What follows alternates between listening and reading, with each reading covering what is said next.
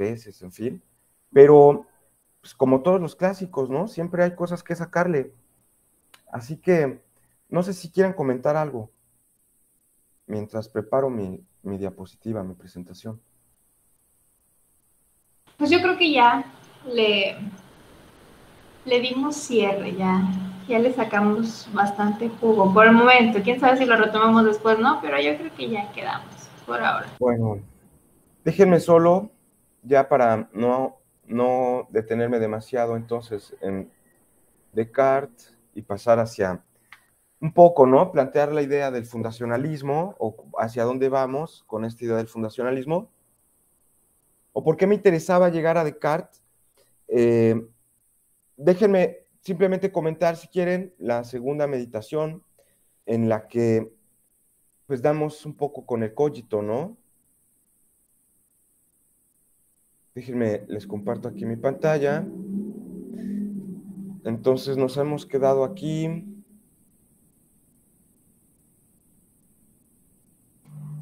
Meditaciones metafísicas. Segunda meditación. Eh, y es importante esto, ¿no? Digamos, tal vez lo he señalado de muchas maneras, pero no me cansaré de enfatizarlo. De la naturaleza del espíritu humano o de la mente humana, del alma humana, que es más fácil de conocer que el cuerpo. Acuérdense, este es uno de los postulados de la metafísica cartesiana, ¿no? Que es más fácil conocer el alma que el cuerpo. Entonces, bueno, aparece de pronto, ¿no? Esta idea de que nos hemos quedado en ese nivel de la duda y el genio maligno nos engaña y con toda esa capacidad que tiene de engañarnos, ha demolido toda la posibilidad de conocimiento del mundo exterior, ¿no? Aparece de pronto, ¿no? Descartes, dice él, pues nos sumimos en las sombras, etcétera, y el genio maligno, ¿no? Me encuentro yo frente a él y llega justamente a la conclusión del cogito, de la que ya hemos hablado, ¿no? De la que ya hemos hablado. Entonces, simplemente déjenme, voy hacia la cita que he escogido acá de la segunda meditación. Pasemos a las cosas que, según la opinión general, son aprendidas con mayor claridad entre todas, es decir, los cuerpos que tocamos y vemos. He aquí que he vuelto insensiblemente a donde quiera, puesto que conociendo que todos los cuerpos no son percibidos en propiedad por los sentidos o por la facultad de imaginar, sino tan solo por el intelecto, y que no son percibidos por el hecho de ser tocados o vistos, sino tan solo porque los concebimos, me doy clara cuenta de que nada, absolutamente, puede ser conocido con mayor facilidad y evidencia que mi mente. Pero, puesto que no se puede abandonar las viejas opiniones acostumbradas, es preferible que profundice en esto para que ese nuevo concepto se fije indeleblemente en mi memoria, por la reiteración del pensamiento. Pero lo que se ha de notar es que su percepción, es decir, la percepción de la mente, estos contenidos que de pronto la mente tiene, Descartes le llama percepción, no es visión, no son los sentidos, no es tacto, tampoco es imaginación, no ha sido nunca, sino solamente una inspección de la razón que puede ser imperfecta o confusa como era antes, o clara y definida como ahora, según atiendo más o menos a los elementos de que consta. Me doy clara cuenta de que nada absolutamente puede ser conocido con mayor facilidad y evidencia que mi mente. Y estas palabras contienen de pronto, ¿no?, una suerte de conclusión según la cual la mente tiene un acceso directo a sus propios contenidos. Ya lo he dicho, ¿no? En algunos otros casos. Eso quiere decir que la verdad de ese pensamiento directo no depende de la verdad de otro. Es evidente. Fíjense los términos, ¿no? Que incluso utiliza muy parecidos a los que se plantea el escéptico pirrónico. Entonces, si el cogito tiene ese carácter de conocimiento directo, eso significa que nosotros lo conocemos de forma inmediata. No lo conocemos a través de otro pensamiento. ¿Se acuerdan, no? Que habíamos dicho que el cogito no era una inferencia. No era el pienso, por lo tanto, existo. O el luego, ¿no? El luego entendido en estos dos sentidos de los que hablábamos, ¿no? Tanto el temporal como el lógico, o incluso hasta el causal, ¿no? Porque pienso, entonces existo. Términos causales, ¿no? La causa y el efecto, no solo en términos de una inferencia lógica o en términos temporales, sino que el cogito es algo que uno capta de forma directa.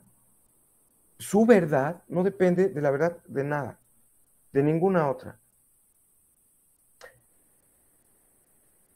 Y si ustedes recuerdan la metáfora arquitectónica de Descartes que nos plantea en su propia teoría del conocimiento, esta verdad le va a permitir justificar la verdad de los demás planteamientos, ¿no? Del conocimiento del mundo exterior. A partir de la verdad del cogito, Descartes va a de la certeza que obtiene con el cogito, Descartes va a obtener cierta certeza, pero mediata o mediada del mundo exterior. Porque acuérdense, al genio maligno lo vencimos solo con el cogito, pero aún nos hace falta pensar, bueno, ¿y qué pasa con el mundo exterior a la mente y a sus contenidos? Con la materia. ¿Qué hay ahí, no? Y eso también es importante decirlo, el dualismo cartesiano no solo se juega en ese terreno de que la materia, perdón, de que la mente es de cierta manera inmediata para nosotros, la conciencia, el cogito es un conocimiento directo, inmediato, es una, aquí le llama él percepción, ¿no? La mente toma conciencia del cogito de forma directa, cuando en realidad ustedes veían, ¿no? Parecía que el conocimiento directo es el conocimiento de los sentidos y de los objetos, ¿no? Ay, pues lo más directo que yo conozco pues, son las sensaciones que tengo, ¿no? Pues aquí estoy viendo mi encendedor que es de tal color, ¿no? Eso es lo más directo. Y Descartes dice, no, fíjense, el planteamiento es distinto. Ese conocimiento que parece que es el más directo, depende del conocimiento del cogito, porque si yo no tengo esa verdad, esa certeza, no puedo tener certeza sobre lo otro. ¿Se acuerdan del ejemplo de la vela, no? De la cera. Un poco también para hacer estos ejemplos, ¿no? Para utilizarlos, que aparecen en la lectura. De pronto dice Descartes, ¿no? Bueno, si a mí me preguntan qué es lo que yo puedo saber de forma más inmediata sobre esto, sobre este objeto que es la cera, más cierta, sobre esta vela, tal vez algunos digan que es su color, ¿no? Y se pone incluso hasta, ya lo he comentado, ¿no? Que es muy elegante con su lenguaje y todo, se pone muy metafórico, incluso dice, no, bueno, la puedo yo oler ahí a las abejillas de las flores y todo, ¿no? Entonces, parece que es, sí, pero cuando yo salgo de la habitación, prendo la vela, me voy, y al poco rato yo regreso, y vuelvo y veo el objeto, pues ya eso que parecía que era lo más cierto, pues ya lo que era amarillito, dice él, de la cera, pues ya ahora es café, ¿no? Ya está todo chamuscado. Era cilíndrico, ¿no? Así la vela, y ahora ya está toda desparramada aquí en el platito, o se cayó así en el vaso, o lo que sea, ¿no? Etcétera. Y dice, ¿qué es entonces lo único que yo puedo tener cierto acerca de este objeto? Que ocupa un lugar en el espacio y que tiene cierta forma. ¿Y eso cómo lo sabes? Ah, a partir del cogito.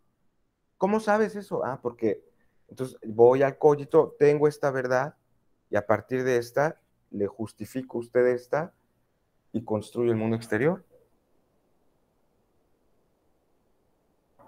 Este es un tema fundamental en filosofía. El propio Kant, fíjense, en la crítica de la razón pura, casi 200 años más tarde, va a decir que es un escándalo para la filosofía no haber podido demostrar la existencia del mundo exterior.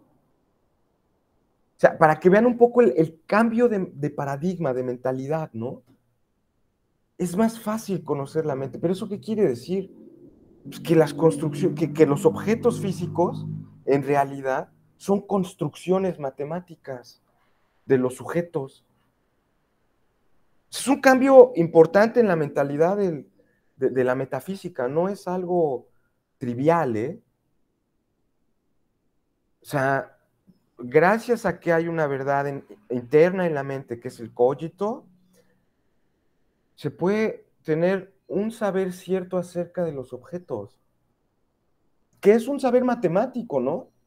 Ocupan un lugar en el espacio, trazas tu plano cartesiano, ¿no? A ver dónde está. Y bueno, pues tienen cierta forma. Ahí está la idea de cuerpo, ¿no?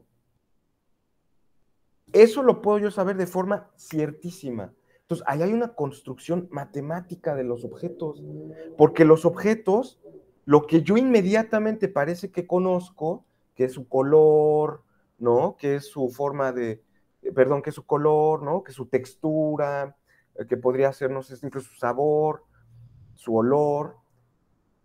No, en realidad eso no es tan inmediato. Primero tengo que tener yo una concepción acerca del objeto.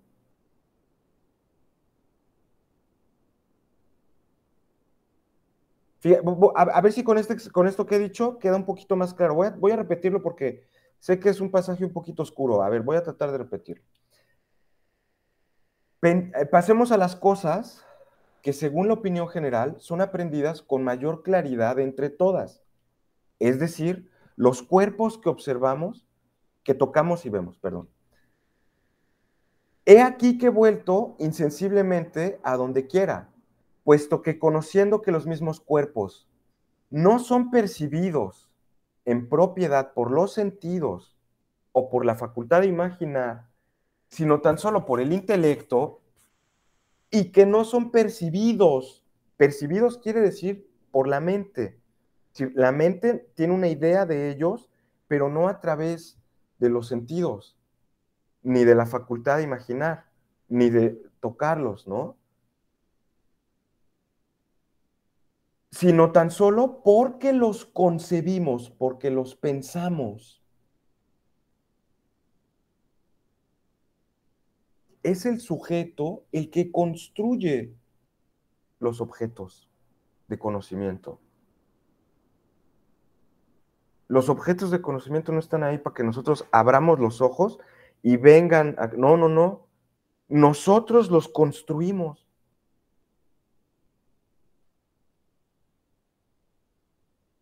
Este es un cambio fundamental en metafísica, ¿eh?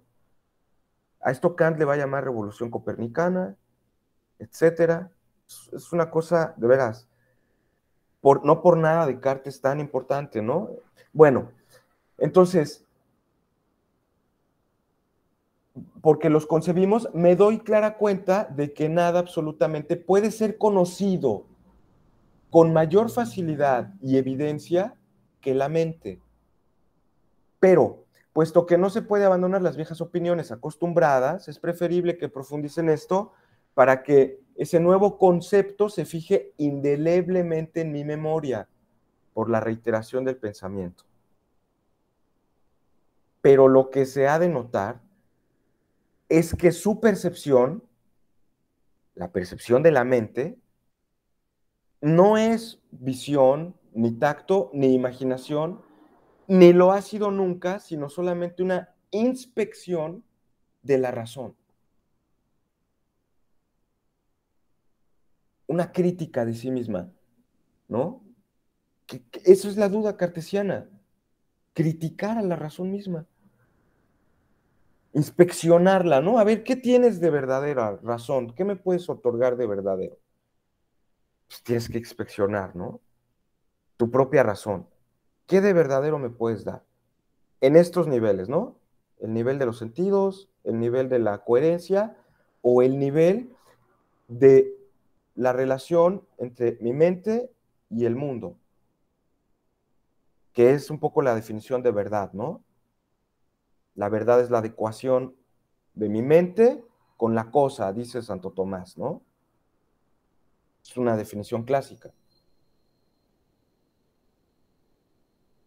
Entonces, pero esas ideas que tiene la mente, esas percepciones, no vienen de forma primaria a través de los sentidos. Vienen de forma primaria a través de esta inspección racional, que puede ser imperfecto o confusa, como era antes, cuando comenzaba, o clara y definida, como ahora, según atiendo más o menos a los elementos de los que consta. Me doy cuenta clara de que nada absolutamente puede ser conocido con mayor facilidad y evidencia que mi mente. Y otro punto, digamos, ya tal vez para cerrar esta idea cartesiana acerca de la mente, porque es la gran contribución, es el dualismo cartesiano, es decir, la mente es algo distinto de el cuerpo, la mente y sus contenidos, sus ideas, es algo diferente del mundo corpóreo. Un poco para cerrar esta idea, lo repito, que Descartes está empeñado en hacer notar, muestra también una diferencia, ¿no? Que yo creo que es fundamental entre el alma y los cuerpos, y es que Descartes afirma que esta sustancia corpórea, la res extensa, es múltiple e infinitamente divisible. Los cuerpos están constituidos de partes, son compuestos. Uno puede agarrar algún cuerpo, bueno, aquí tengo otro encendedor, este nada más que no sirve, ya le quitas aquí la cabecita, le quitas el no sé qué, le sacas esto, ¿no? Porque los cuerpos tú los puedes dividir, incluso el mío, ¿no? El propio mío ya me corto el pelo, ¿no? Las uñas, y esas uñas yo las puedo dividir así, ¿no? Y bueno, si tuviera yo un súper, ya saben, cuchillos de estos de infomercial de las 12 de la noche, pues podría dividir los cuerpos así, ¿no? Mientras que el alma es simple. El alma no tiene partes. Ese cogito, ese yo pienso, es simple, no tiene partes. Tú no puedes dividir el alma. No sé si me explico, ¿no? O sea, un poco, claro, ¿no? Descartes no conocía el psicoanálisis ni nada para hablar del inconsciente y del subconsciente, ¿no? Y todas esas cosas. Para Descartes, pues, todo es conciencia y ese cogito pues, es, digámoslo así, eh, su voluntad, sus percepciones y todo es una sola cosa. Ahí está un poco la idea, ¿no? Bueno, ¿y qué soy? Una cosa que piensa, una res cogitans. Eso soy. Y se dan cuenta la definición que da de pensar. Pensamiento es querer, no querer. Es decir, el pensamiento en Descartes también es la voluntad. Desear, ¿no? O amar, ¿no? Pone varias cosas. Dudar es pensar también, ¿no? Es una definición muy amplia la que él da de pensamiento, ¿no? Soy eso, ¿no? Una cosa que piensa, que duda, que quiere, que no quiere, que rechaza, ¿no? Pues, obviamente ahí Descartes tiene una visión unitaria de nuestra conciencia, ¿no? Este punto, digamos, acerca del cogito va a ser muy importante en filosofía de la mente, en términos contemporáneos, en metafísica, todavía las nociones del dualismo, es decir, si la conciencia humana es algo distinto por completo que no tiene nada que ver con el cuerpo. Como por ejemplo se podría pensar, ¿no? Bueno, es que la conciencia humana, esta capacidad de pensamiento, eh, es producto de, no sé, una configuración orgánica, biológica, fisicoquímica, evolutiva, pónganle ahí todo lo que las ciencias nos han dicho sobre nosotros mismos, del cuerpo humano. O sea, como tenemos, no sé, ciertas sales minerales y cerebrales y no sé qué, pues así es como surge el pensamiento, ¿no? Poder explicar, imagínense, ¿no? Esa es una perspectiva, que la conciencia es una perspectiva muy materialista, ¿no? Pero no materialista en el sentido de Madonna o de ahora de que chicas materiales o chicos materiales, nada de eso, nada de eso. Materialista en el sentido en el que la materia, ¿no? De cierta manera, da como resultado la conciencia humana, el alma humana, los pensamientos humanos. Como cuando se encuentran uno bien amarguetis como yo, y entonces, ay, estoy enamorado, ¿no? Este, y se siente no sé qué, ya me da, y todos sus contenidos mentales, ¿no? Me da toda una descripción de lo que le sucede, todo lo que desea, todo lo que quiere, en términos de su conciencia, ¿no? Lo que él piensa y todo. Y al final, pues yo le digo, oye, pero fíjate, tú sabes que eso es, al final de cuentas, pues, producto de las hormonas, ¿no?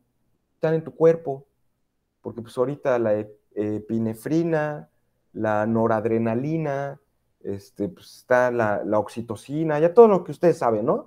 Que se produce aquí en el cerebro y la hipófisis, ahí le avientas todo tu choro médico y químico y orgánico, material, porque te refieres a cuerpos físicos, materiales,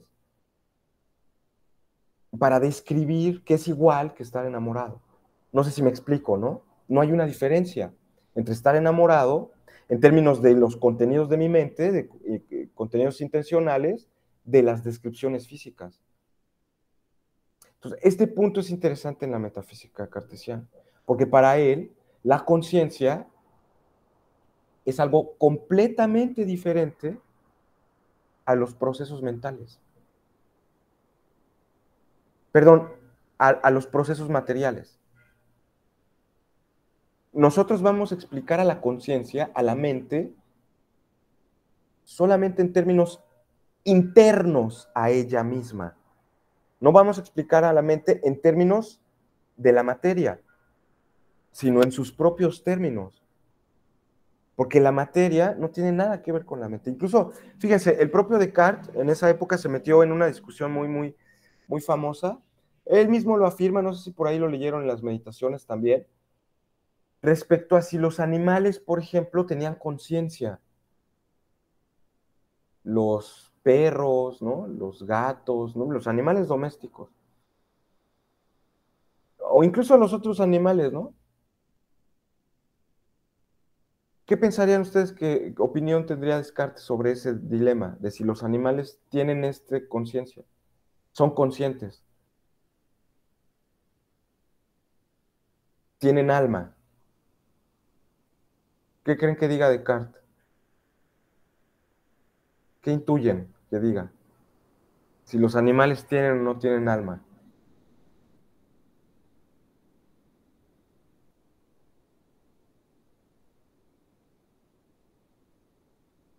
En realidad no tienen alma.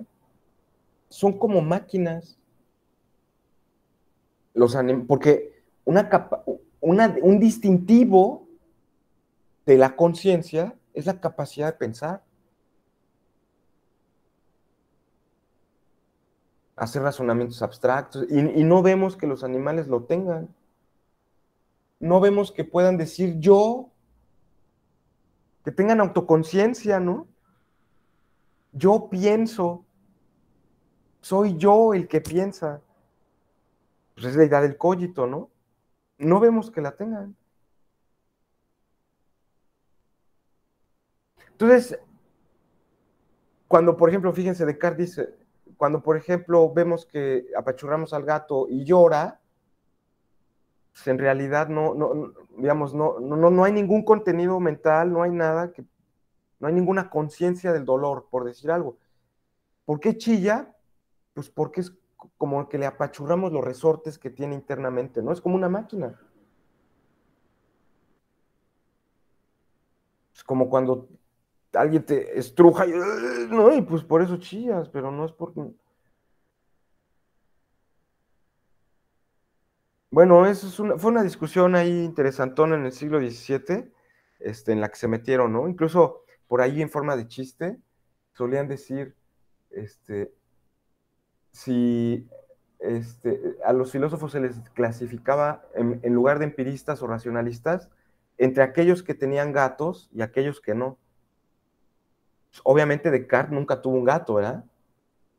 Mientras que los empiristas, tipo John Locke y todo, pues ellos seguramente, pues ellos creen que sí, que la conciencia está muy asociada con términos materiales, ¿no? Van a estar en contra de este dualismo cartesiano. Bueno, pues es el empirismo, ¿no? Etcétera.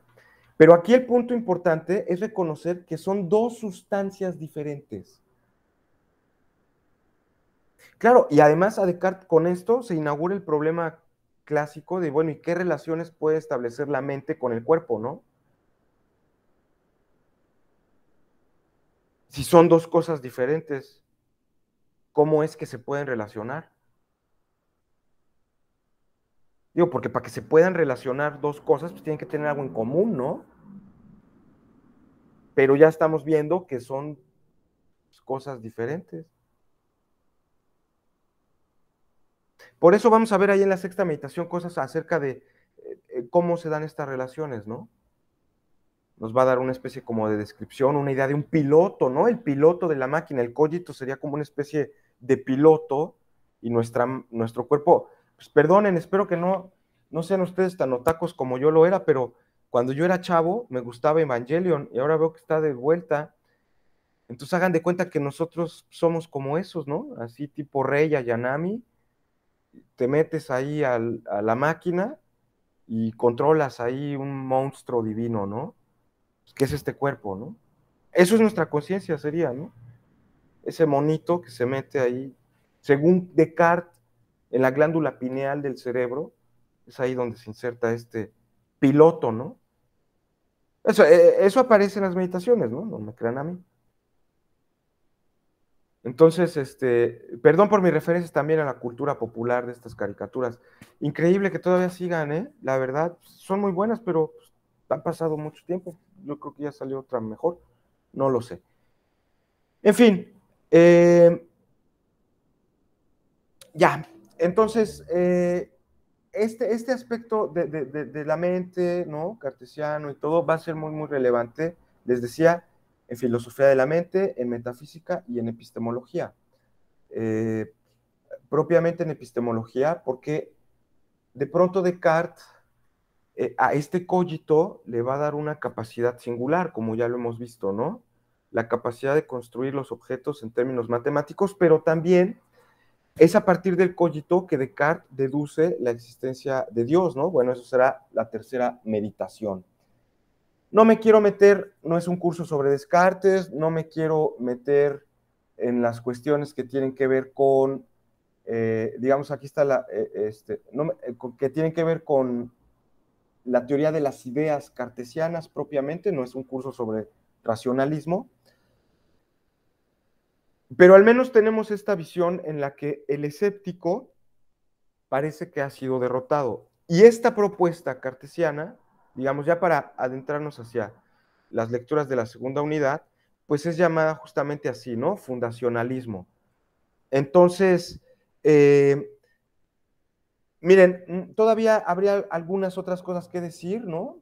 Digamos, acerca de las meditaciones, pero tampoco quiero aburrirlos, ¿no? Yo creo que ya con la segunda y tercera, aquí les puedo yo pasar mi presentación, esta que tengo sobre Descartes, y si quieren, en esta hora que nos queda, podemos pasar a, digamos, hemos de cerrar esta primera unidad y podríamos pasar ahora, si quieren, a la segunda, que tiene que ver justamente con la idea del fundacionalismo y de qué va esta perspectiva acerca de la justificación epistémica, ¿no? Entonces, no sé si quieran agregar algo más sobre Descartes. Había otro texto contemporáneo, Jonathan Dancy, en el que el planteamiento es un poco similar al que plantea Descartes con el enigma o esta metáfora del el genio maligno respecto a la idea de que, bueno, podríamos nosotros ser en realidad cerebros en una cubeta en la que científicos locos que o benevolentes, como ustedes quieran, o como les haya ido en su vida, lo que hacen en realidad es tenerlos a ustedes en una solución salina e insertarle a través de computadoras y comandos todas las supuestas vivencias que ustedes están teniendo, ¿no?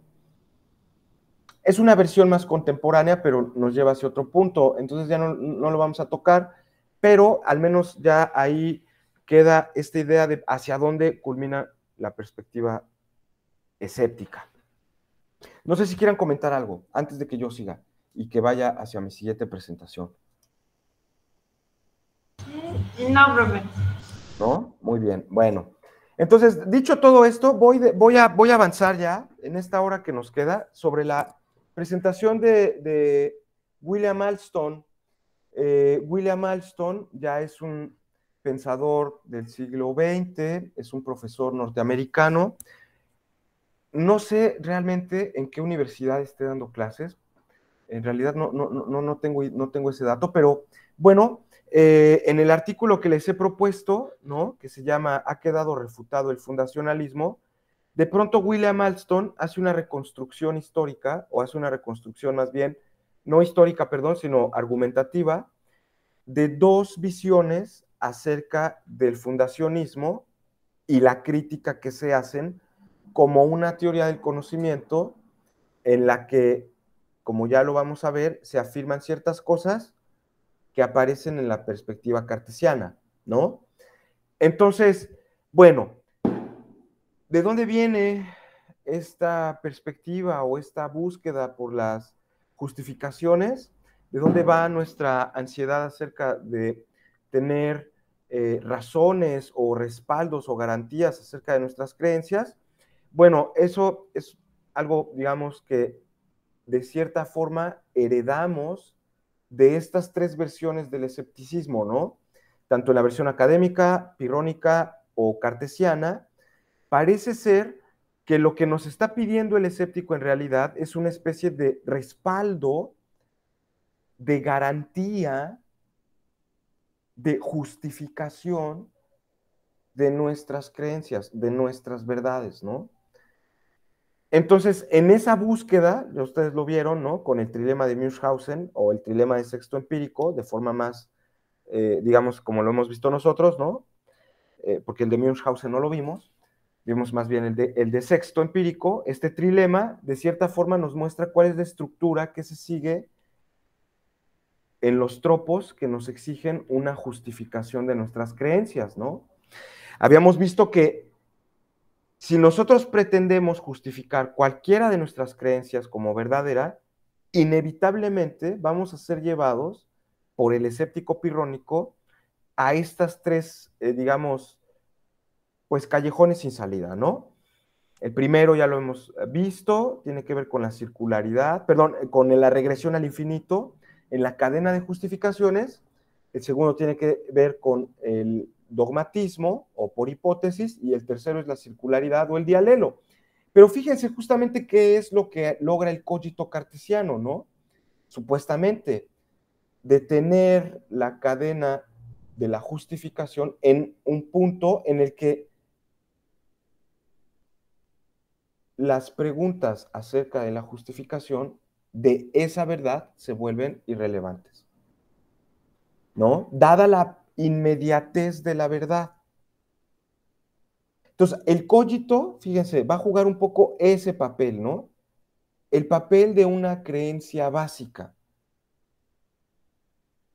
Los seres humanos tenemos ciertas creencias básicas y esas creencias básicas que tenemos son el contacto directo con la realidad. Ahí se detiene la justificación. Porque ya ahí no necesitas tú progresar en la cadena de razonamientos. El conocimiento es inmediato. Y no lo detienes de forma dogmática o de forma en la que pones el cogito, ¿no? O pones una creencia básica. No, porque el cogito es una verdad autoevidente. O sea, no, no necesita una justificación posterior, ¿no? En sí mismo es verdadero. Tampoco caes en circularidad, ¿no? Obviamente, ¿no? Pero la cadena de justificación se detiene con en esos mismos términos. Entonces, el fundacionalismo es una especie de filosofía del conocimiento, una epistemología, ¿no? Que cree que el conocimiento tiene una estructura, digámoslo así, tripartita.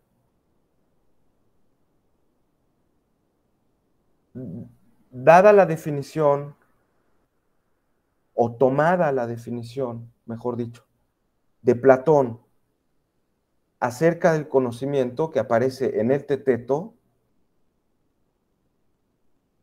se ha creído o se ha definido al conocimiento como una creencia, primer elemento, verdadera, segundo elemento, acompañada de un logos, tercer elemento. Creencia verdadera y justificada. El fundacionalista tiene esa estructura del conocimiento. Él cree que el conocimiento se basa en esa definición. El conocimiento es una creencia, pero que es verdadera, es decir, no hay conocimientos falsos, y además, como nos ha mostrado el escéptico, se necesita una justificación. Entonces, en estas cadenas de justificaciones hay justificaciones directas, como el cogito u otras creencias básicas, y justificaciones indirectas o mediatas o inferenciales, como las del mundo exterior, las creencias que tenemos en el caso cartesiano, ¿no? U otras, por ejemplo, las de la física atómica, ¿no? Son creencias muy elevadas, ¿no? Que tienen grandes contenidos teóricos, etcétera, y para conocerlas, digamos, en última instancia, la verdad de esas teorías depende de una experiencia directa, de una percepción, vamos a usar el lenguaje cartesiano directo, de una creencia básica directa, de un contacto inmediato con la realidad. Claro, aunque la física teórica se encuentre en el nivel non plus ultra, ¿no? Y el conocimiento, digamos, directo, pues esté por otro lado, ¿no?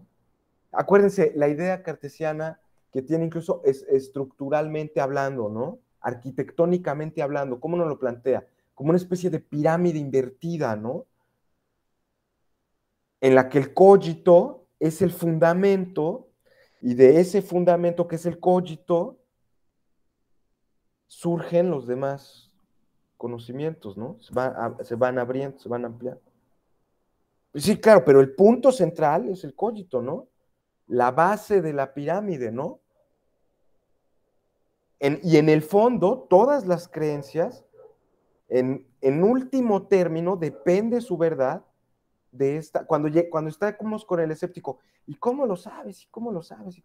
En el último punto, ya vamos a llegar al cogito, a esa creencia básica, ¿no? Entonces, esto es una de las caracterizaciones que se hacen acerca del fundacionalismo.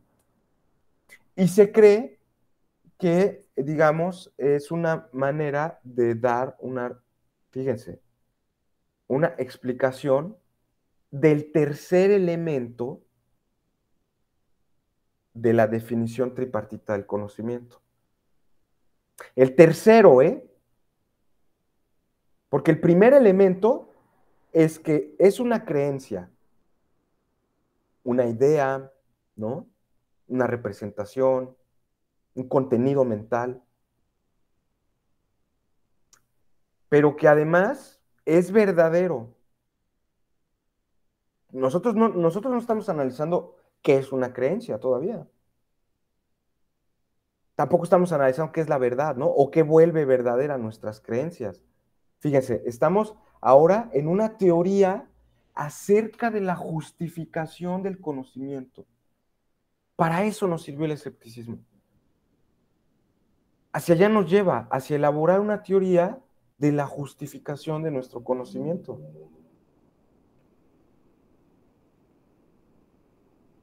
Ojo, pero estamos en la definición platónica de conocimiento como creencia verdadera y justificada. Todavía no decimos qué es el conocimiento, ¿eh? Nos hacen falta decir qué es un contenido mental, la creencia, etcétera, qué es la verdad o cómo es la verdad. Pero ahora, hasta ahora el escéptico nos llevó a este camino, a la teoría de la justificación epistémica. Y esto es importante porque en la teoría del conocimiento, pues tendremos que distinguir la teoría de la verdad de la teoría de la justificación epistémica y la teoría de las creencias o de estos que en inglés se conoce con el nombre de truth bearers o una traducción que a mí se me ocurre puede ser como portadores de verdad, ¿no? Sujetadores de verdad, captadores de valores de verdad, aquello que es susceptible de ser verdadero o falso. Llámenle creencia, llámenle idea, llámenle contenido, le hemos llamado de mil maneras, ¿no? Representaciones. Bueno, pero eso es otra teoría, que forma parte de la epistemología, ¿no? Nosotros simplemente estamos viendo nada más ahora, en esta segunda unidad, una teoría acerca de la justificación. Esto es relevante porque ustedes van a ver en su Edúcate que no solo está esta teoría de la justificación epistémica llamada fundacionismo, sino que va a aparecer otra teoría que se conoce con el nombre de coherentismo. Bueno, y ahí habrá que distinguir, ¿no? Al coherentismo de la justificación del coherentismo del conocimiento. Dos cosas distintas, ¿eh? Bueno, cuando lleguemos a esa parte vamos a ver por qué. Al menos ahora, el punto es que tenemos que enfocarnos en que, de cierta manera, digamos, Alston va a tratar de reformular una versión de qué podría ser considerado como una versión más o menos decente del coherentismo, ¿no? Perdón, del fundacionismo o fundacionalismo. Entonces, déjenme, les presento aquí mi artículo, bueno, mi presentación de este artículo. Tengo aquí mis diapositivas también. Ahí luego se las subo al Edúcate. Ustedes disculparán que ahora no la haya subido. Bueno, a ver, les quiero hacer una pregunta. Ya dejaron atrás Descartes, por ahí creo que ya está también la fecha, o más o menos reciente, hice el cambio de justamente el reporte de lectura sobre William Alston, los trabajos de la segunda unidad. ¿Alguno ya ha leído el texto de Alston? ¿Ha tenido un acercamiento con el texto que vamos a compartir ahora? Pues más o menos. Es que como cuando son textos pequeños, mejor los imprimo para no quemarme el ojo, pues ese fue el acercamiento que tuve, ¿no? Pero sí leí un poquito, que lo que está queriendo él desarrollar aquí, bueno, él primero está criticando la crítica al fundacionismo, ¿no? Está diciendo que la están formulando a partir de principios erróneos. Y dice él que de lo que se va a tratar, lo que va a escribir es precisamente a dónde deben de atacar realmente. Bueno, eso es lo que yo entendí. Es lo primerito que te deja ver, que te estoy diciendo que todos lo que lo critican cositas muy por encima, cositas que van muy a la zona de confort, cositas que cualquiera puede criticar y realmente no se centran a criticarlo en donde es más fuerte, donde él dice que se debe de atacar y va a mostrar cómo. Uh -huh. ¿Alguien más que haya tenido? Está muy bien, ahora lo comento. ¿Alguien más que haya tenido un acercamiento? Sí, es un artículo, esto es importante también decirlo, ¿no? Es un artículo pequeño, en realidad es un artículo de epistemología contemporánea. Estas cuestiones acerca del fundacionismo ya son más del siglo XX, ¿no? De la teoría del conocimiento más actual. No quiero decir por eso mejor o ya, pero digámoslo de cierta manera, a pesar de que es un artículo breve, es bastante conciso porque, digamos, lo que me gusta, en términos muy así de estilo y todo, como buen artículo científico, pues es que tiene un estilo muy organizado en términos lógicos, ¿no? O pretende ser semiformal. O sea, nos da ciertas tesis, las enumera, ¿no? Da ciertas definiciones, nosotros podemos tener cierta claridad, ¿no? No es necesario aprenderte el choro de lo que dijo alguien, de que, no, a ver, ¿por qué voy a poner a Will y por qué voy a poner a estos? Pues porque me dan una versión, pero con esta versión yo voy a construir la mía, ¿no? Entonces, eso es muy, muy interesante. Estos, ustedes los ven, ya son resultados de investigación. Aparentemente son muy sencillos los artículos, ¿eh? Pero producir un artículo, vamos a llamarlo así, filosófico, de este nivel, requiere, yo diría incluso hasta años, ¿eh? Algunos, para que logren tener esta claridad, estas referencias, en fin, ¿no? Porque sí tienen, al menos a mí me lo parece, y eso me lo vuelve muy agradable, ¿no? Sí te ejercita a ti a pensar, ¿no? Te acompaña a ti un poco un poquito si quieren hasta de la mano, ¿no? Te va diciendo, a ver, aquí tengo esta tesis, luego tengo esta otra, y si las juntamos, tal y todo. Entonces, como que sí lo va siguiendo en términos argumentativos, no sé si me explico, no tanto históricos. Ahora no estamos aventando un choro de que si este dijo, si el otro o así, no tanto, ¿no? Y eso es muy importante, al menos para mí. Eso fue parte de lo que ya les repetía yo, me gustó de la epistemología, ver que los problemas no habían muerto, ¿no? Que todavía seguían todavía por ahí, de cierta manera, las ansiedades de los filósofos, pues, preocupados acerca de la cuestión del conocimiento, ¿no? Que no era una cosa baladí, ¿no? Entonces, bueno, sí, efectivamente, como bien lo dice Daniela, bueno, no sé si alguien más quiera decir algo antes de que yo empiece. No sé si alguien más quiera decir algo, ¿no? Es un artículo de entrada, podríamos dividir en dos secciones, ¿no? La primera sección va a ser una crítica a Will, a la filosofía de Will, y la segunda va a ser una crítica bueno, hasta ahora me he quedado en la refutación a Will, pero la segunda va a ser una refutación a la filosofía de, a ver, ahora se los digo, de Leder, ¿no? Son dos caracterizaciones o dos secciones en las que va a dividir el artículo, ¿no? Entonces, no, si no hay alguien que quiera decir nada, ¿no? Bueno, como bien dijo Daniela, este artículo lo que va a tratar de hacer no es tanto defender una versión del fundacionismo, sino más bien encontrar una buena definición. El problema que tienen Will y que tiene Lederer, como bien dijo Daniela, es que en realidad no están atacando lo más esencial del fundacionismo. Las caracterizaciones que hace Will y que hace Lederer acerca de qué significa ser fundacionista no son tan esenciales. No tienen una contundencia respecto a lo que podríamos llamar un fundacionismo mínimo. Bueno, ¿qué es lo mínimo que uno necesita para ser considerado fundacionista? ¿Cuál es el requisito así, pero más básico que uno tiene que pasar? ¿O cuál es la tesis más básica que uno tiene que tener para ser considerado fundacionista? Y resulta que Leder y el propio Will no atacan a esa visión más básica, ¿no?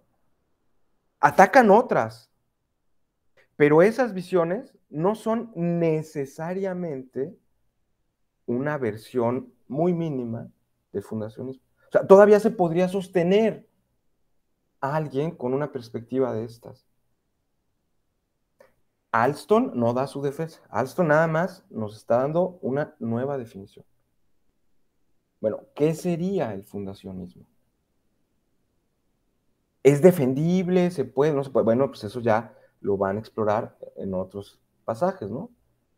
Lo vamos a ver. Pero entonces, efectivamente, la primera parte de nuestro artículo está dedicada a exponer la filosofía de Will, ¿no? ¿Qué es lo que este filósofo Will cree que es el fundacionismo, ¿no? Entonces, vamos a ver esta primera parte.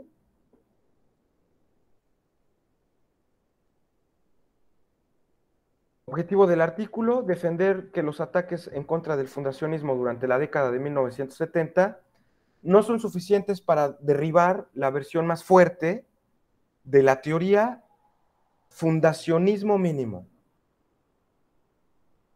Primero se va a exponer la crítica y después se van a derribar esas críticas, ¿no? Es un artículo polémico. En este artículo, Alston va a decidir evaluar si estas críticas que proponen tanto Frederick Will como Kate Lederer se pueden aplicar a una versión defendible de esta teoría del fundacionismo mínimo. En ese contexto, se presenta la naturaleza de esta perspectiva fundacionista mínima, que además, ¿no?, se presenta como una verdadera utilidad para la teoría de la justificación epistémica.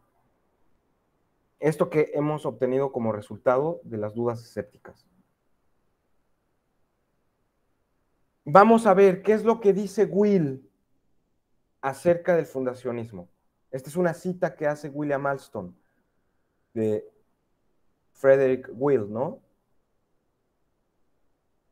Hay ciertas afirmaciones, eso es lo que, digamos, constituiría para Will el fundacionismo. Esta sería una caracterización.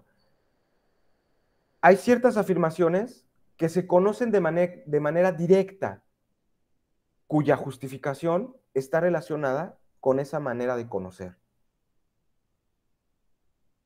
Esas cogniciones primeras se consideran infalibles. Yo no me puedo equivocar sobre ese cogito. Soy infalible sobre esos contenidos mentales. Miren, me puedo equivocar sobre que allá afuera, en el mundo exterior, hay un objeto rojo. Pero de lo que yo no, en eso sí me puedo equivocar, porque eso depende de otra, ¿no? De otra forma de conocer, ¿no? Depende de una inferencia, etcétera. Pero yo no me puedo equivocar sobre, por ejemplo, que yo vea rojo. Yo. ¿Cómo lo sabes? Ah, porque de forma directa. O me puedo equivocar sobre si eso que yo aquí veo rojo, en realidad allá afuera es algo rojo. De eso me puedo yo equivocar. Ahí está la crítica a los sentidos, está la crítica al sueño, está la crítica al genio maligno, etcétera. ¿De qué no me puedo yo equivocar? De que yo veo rojo, yo siento, yo lo veo, yo lo percibo el color rojo, aunque allá afuera no haya nada. La verdad de esa afirmación, yo veo rojo, su justificación se relaciona con que yo eso lo sé inmediatamente. Entonces, estas cogniciones son infalibles, yo no me puedo equivocar. ¿Se acuerdan? Habíamos dicho, ¿no? Que un poco esta idea de Descartes, ¿no? Respecto a lo que uno sabe, su conciencia es transparente. Tengo una cierta autoridad respecto a mis propios estados mentales. Eso ya lo hablamos con Descartes, ¿no? Bueno. Además de que son infalibles, es decir, no se equivocan, no me puedo yo equivocar, también son indudables. No puedo dudar de ellas. Son autojustificadoras. Se justifican a sí mismas. Se autojustifican. Y sobre todo, tienen una independencia lógica respecto a otras afirmaciones. La verdad de esas creencias no depende de la verdad de otras. Por eso son independientes, ¿no? Esa es la caracterización que nos da Will de lo que sería un fundacionista. Son estas cualidades, infalibles, indubitables, autojustificadoras, independientes en términos lógicos, por las que se llega a ellas y se mantienen justificadas. Esta última línea también es importante. La justificación de cualquier creencia depende de estas. Fíjense, el cogito no necesita de otra creencia para justificarse, pero cualquier creencia necesita justificarse en el cogito, en última instancia.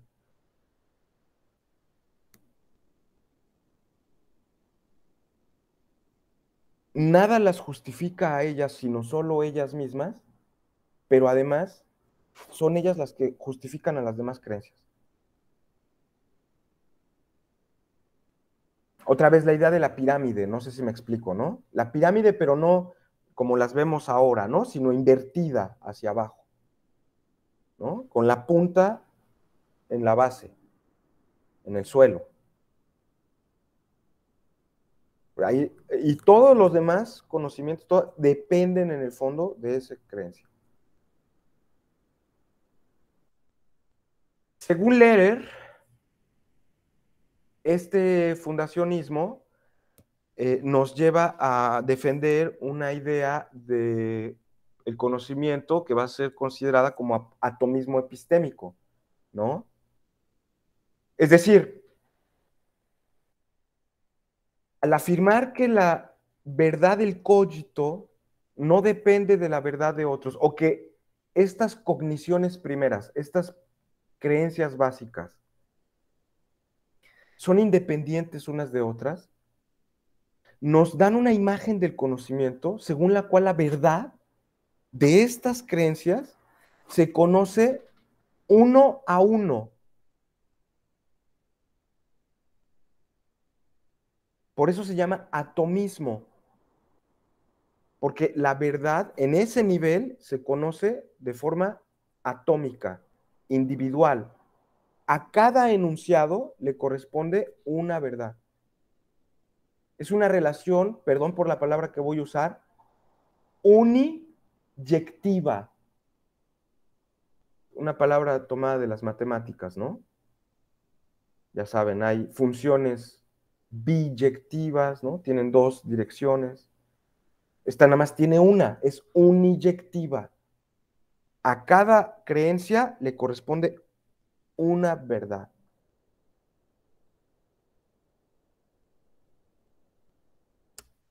Y Will sugiere que esta independencia lógica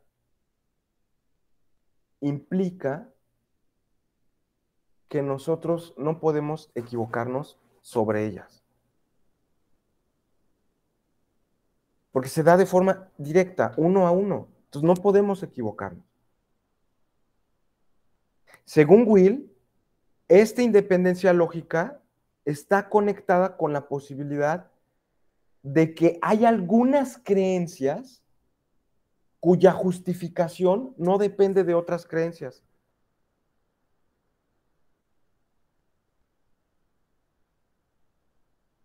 Esas son las implicaciones de esta caracterización. Tenemos ciertas creencias cuya justificación no se basa en otras creencias. ¿Cómo se basa su justificación? Uno a uno, son independientes de las creencias. Su verdad es independiente de las relaciones lógicas que establece con otras creencias.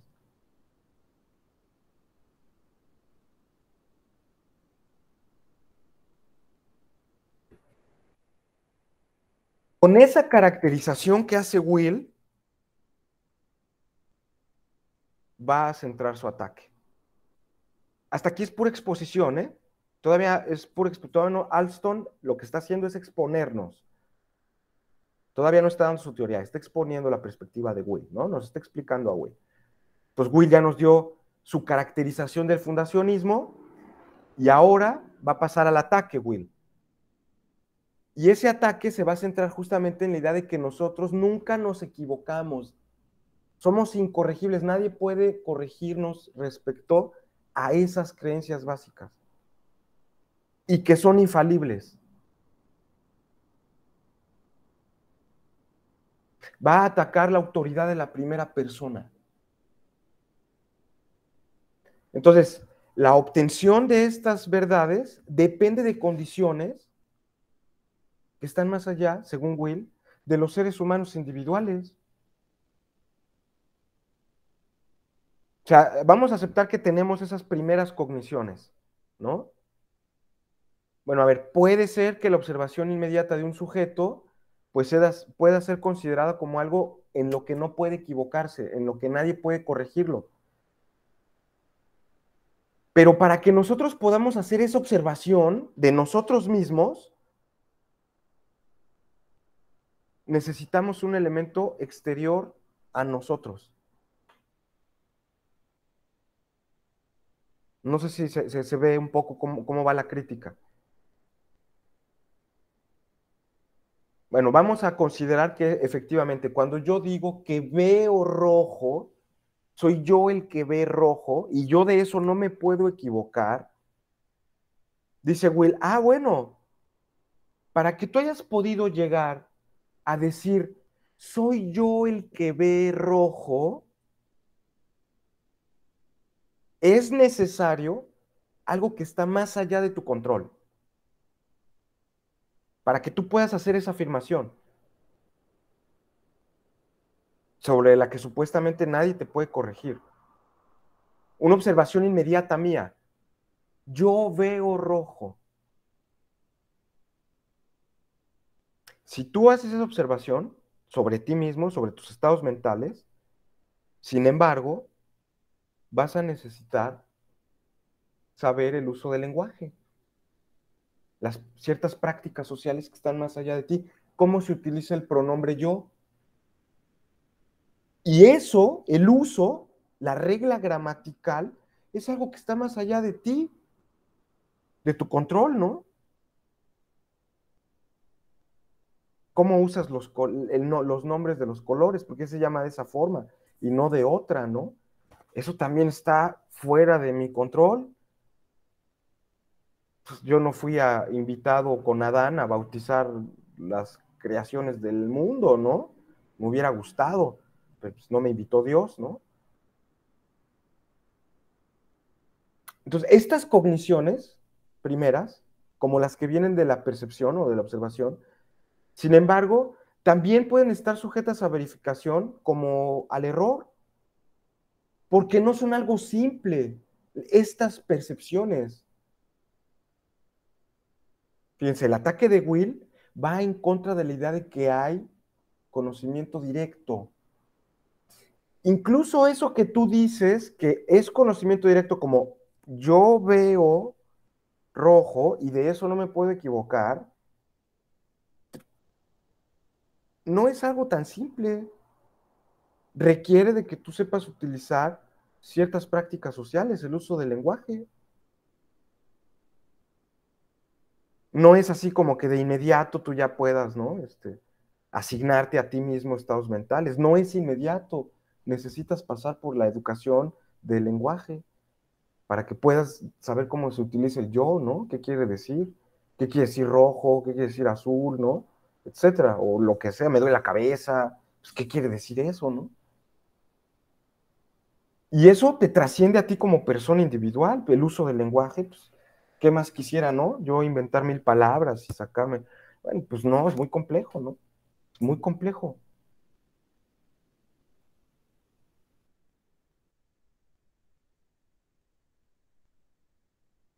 Will entonces va a creer que todos nuestros conocimientos van a depender de esas reglas sociales, del lenguaje, ¿no? Que vienen dadas a través del lenguaje. Y también con esto, que no hay condiciones, perdón, cogniciones incorregibles. Es decir, que no existe algo así como que no nos podemos equivocar respecto a nuestros propios estados mentales. Sí podríamos, ¿no? Ponía yo mis ejemplos, ¿no? A lo mejor alguien que es limitado en su lenguaje emocional y entonces va con el psicólogo y le dice, no, pues es que fíjese qué tal y todo, me siento triste. Y entonces empieza a explorar y resulta que no tienes la palabra adecuada, ¿no? Para referirte a esa sensación, porque a lo mejor no es tristeza, a lo mejor es melancolía, pero bueno, claro, nosotros a lo mejor no hemos nunca oído hablar esa palabra, no sabemos qué significa ni nada, y simplemente pues me siento chippy, ¿no? Estoy así agüitado. Ser agüitado pues, no es como, no, en realidad lo que usted tiene es melancolía, ¿no?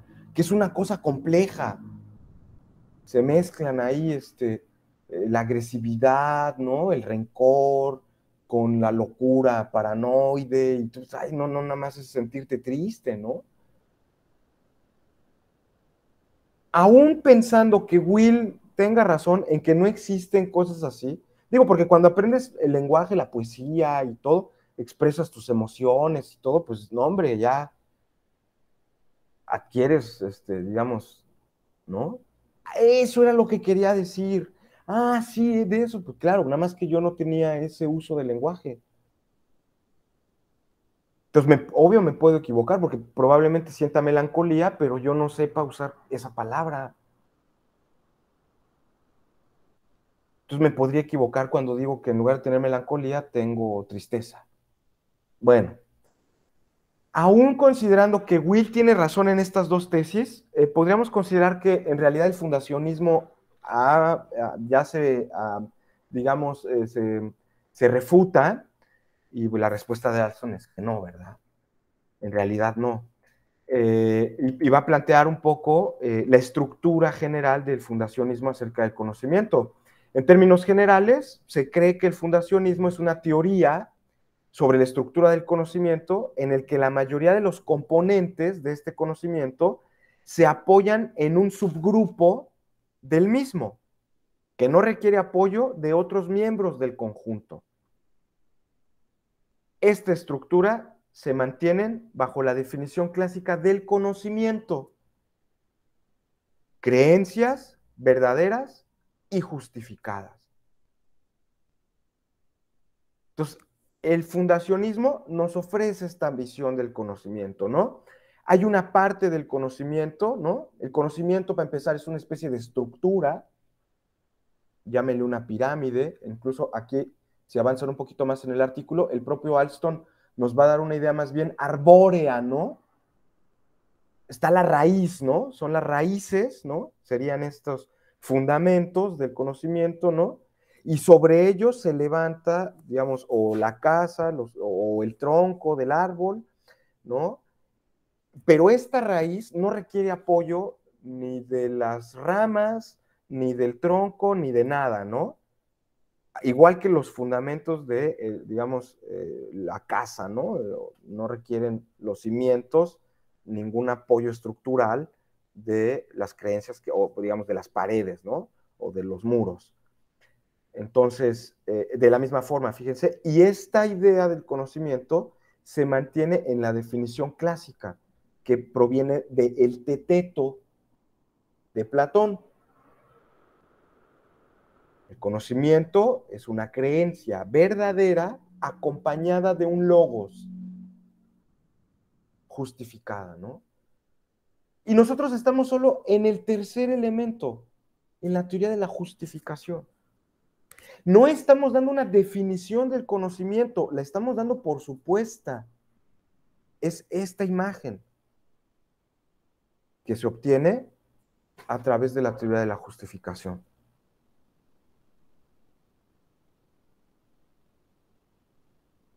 Vamos a pensar dos supuestos de este fundacionismo que todavía se podrían mantener, aún a pesar de las críticas de Will. El primer supuesto, que todavía se puede mantener, aún con lo que dice Will, es que hay ciertas creencias cuya justificación depende de otras creencias. Es decir, son indirectas. Su justificación es mediata. De la misma manera, hay creencias que no dependen de ninguna otra creencia para estar justificadas. Y su justificación es directa o inmediata. Este es el primer supuesto. Hay creencias justificadas de forma mediata, es decir, cuya verdad depende de otras creencias, y hay creencias justificadas de forma inmediata. Su verdad no depende de otras creencias. Si rastreamos, ese es el primero. Dos, si rastreamos la justificación de las creencias mediatas, se encontrarán cadenas de justificación, no siempre lineales. Un poco para quitarnos esta imagen de la pirámide que les he propuesto, ¿no? No siempre va del cogito de forma directa. ¿Y cómo lo sabe? Y A justifica B, B justifica C, C justifica D, D justifica, y así de forma secuencial. No siempre lineal, ¿eh? La justificación no siempre se da de forma lineal en esas cadenas de justificación. A veces se da de forma arbórea, como las ramas, como las hojas, no sé si han visto, ¿no? ¿Cómo son? Ve uno la hojita y sale ahí los vasos capilares por los que atraviesa la savia, ¿no? Y no siempre son rectos, ¿no? Sino que a veces uno se conecta con otro, el otro se conecta así, luego vuelve el círculo, etc. Ahí vemos las figuras, ¿no? De esos vasos capilares de las hojas. Y esas las rastreamos hacia las ramas y vemos, ¿no? Que a veces de la rama más larga no necesariamente sale la rama más gruesa, ¿no? O al revés, ¿no? A una rama muy chiquita y sale otro ramón así enorme por allá, ¿no? Y se bifurcan, etcétera. Entonces, no siempre es de forma lineal, sino más bien como ramas, ¿no? Sin embargo, en esa ramificación, en esa cadena de justificación, siempre se llega a las justificaciones inmediatas.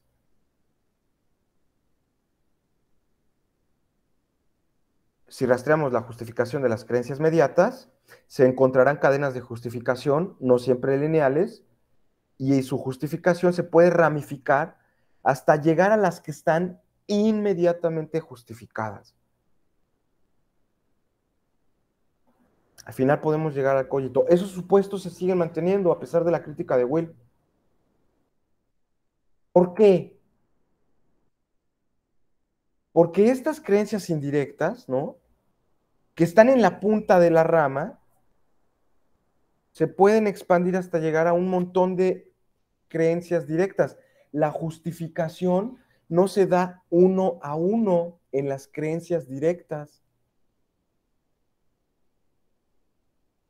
No hay ese atomismo. Las justificaciones, un enunciado puede llegar a múltiples justificaciones con creencias directas. Es decir, se puede asumir que toda creencia perteneciente a esta estructura arbórea, de alguna manera, se mantiene en cierta rama de la justificación, lo que nos lleva a sostener la verdad de las creencias, ¿no? De todo el árbol. A diferencia de lo que le preocupa a Will, ¿no? El fundacionismo mínimo centra su atención no en la estructura, sino en cada miembro de la estructura. No en las ramificaciones, sino en cada uno de los elementos, ¿no? Que están en la punta de la justificación. En esta imagen arbórea que de pronto nos propone el artículo, ¿no?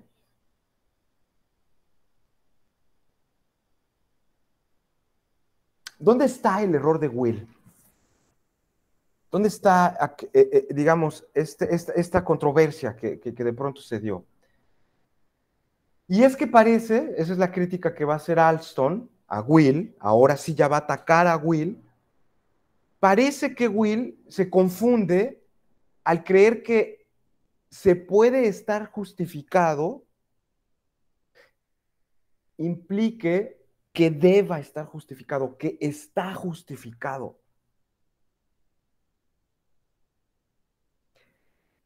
Que algo puede estar justificado no quiere decir que lo esté, pero al menos sí lleva el intento de mostrar su justificación. O sea, si yo digo que algo está justificado de forma directa o de forma inmediata, no importa, no pasa nada. Puede que no esté justificado, pero al menos cuando yo digo que algo estoy justificado, tengo que mostrar cómo o por qué.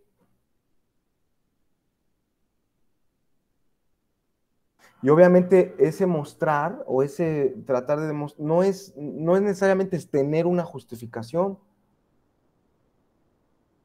Es algo que se les pide, pero si no la dan, no pasa nada. Entonces, si una creencia se puede autojustificarse, no tendría por qué demostrar su justificación. No tendría por qué tener esa pretensión, ¿no? De demostrar. Entonces, Will podría asumir que si lo que requiere, aludiendo a que es en parte un sistema que trasciende al sujeto, lo que sostiene, ¿no? Es decir, no, es que esa justificación es social. Si planteamos algo como algo como se puede estar justificado, que lleve a la idea de que es necesario mostrar la justificación, caemos en una contradicción. O sea, no se sigue del hecho de que alguien diga esa creencia puede estar justificado, al hecho de que ustedes necesariamente tengan que demostrar su justificación.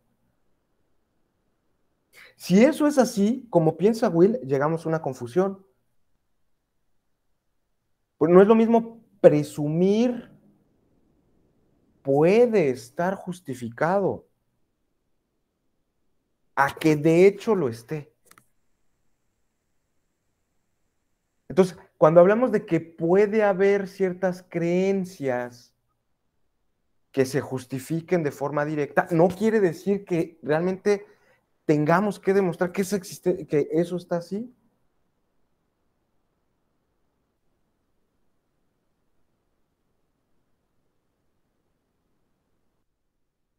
Esa justificación que se pide, sin embargo, no implica ni siquiera estas tres características: independencia lógica, incorregibilidad o infalibilidad.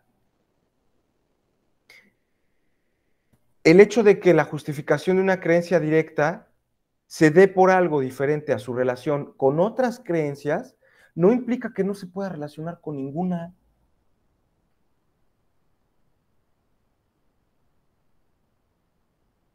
No se sigue del hecho de que porque la justificación del cogito no dependa de otras creencias, entonces no se relacione con ninguna otras. En realidad, el que afirma o el que una afirmación implique una independencia lógica que conlleva una incorregibilidad, pues no hay contacto con otras creencias que pueden mostrar que son erróneas. Pero, esa es la idea de Will, ¿no? Pero ya se mostró que la independencia lógica no es algo que exista para las creencias básicas. Tampoco la incorregibilidad. No es necesario que nuestras creencias básicas sean incorregibles. Podemos tener creencias básicas que no sean, en las que seamos falibles, en las que nos podamos equivocar. Porque no toda equivocación es un error, va a decir. Yo me puedo equivocar, pero no, equivocarme no significa cometer un error.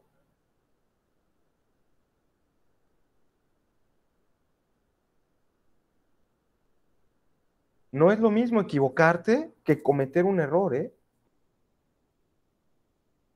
Pues claro que yo me puedo equivocar respecto a mis creencias, pero eso es diferente a que yo no pueda, nadie me pueda corregir sobre. No, no, no. Puede haber creencias básicas sobre las que ustedes puedan corregirme.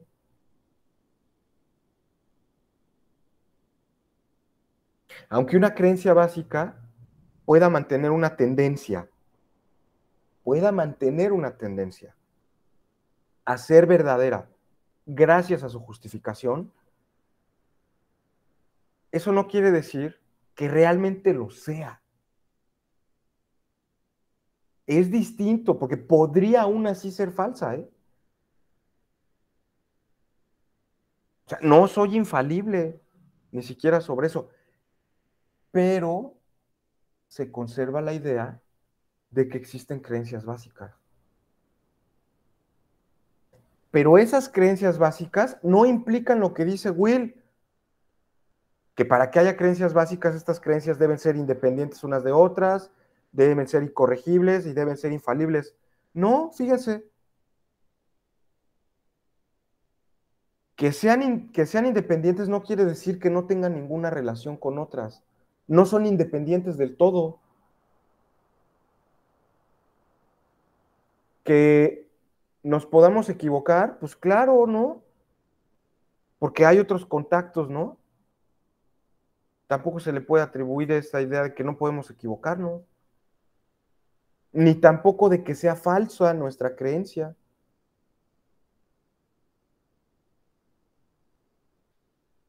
Y aún así se mantiene la idea de que existen creencias justificadas de forma directa. Esa es la tesis del fundacionista mínimo. Existen creencias básicas. Antes de pasar a la crítica de Lehrer, ¿no? Creo que ya hemos llegado ya a la hora, antes de pasar a la segunda parte. No sé si hay alguna cosa que por ahí me haya quedado. Lo he visto de forma realmente muy, muy muy veloz. Por favor, si tienen alguna duda, pues es momento, ¿no? Algo que tengan que comentar respecto a esta idea que hasta ahora he planteado, ¿no? No, profe. Bueno, pues de no ser así, yo les agradezco su disposición. Déjenme, terminamos aquí. Les voy a pedir entonces que para la siguiente continuemos con nuestro artículo sobre el fundacionismo. Vamos a ver la crítica que va a hacer ahora Kate Lederer a esta perspectiva fundacionista y lo que nos tiene que decir Alston a su favor, ¿no? En esta visión que él ha llamado fundacionismo mínimo. Ya ahí está la lectura, pues vamos a la segunda unidad y avancemos, ¿no? Vamos a tratar de avanzar, pues yo espero ya también la siguiente semana hacia el texto del coherentismo, ¿no? Va a ser nuestra siguiente lectura también. Así que, por favor, estén pendientes ahí de su Edúcate y pues les agradezco su disposición. No, hombre, profe, gracias.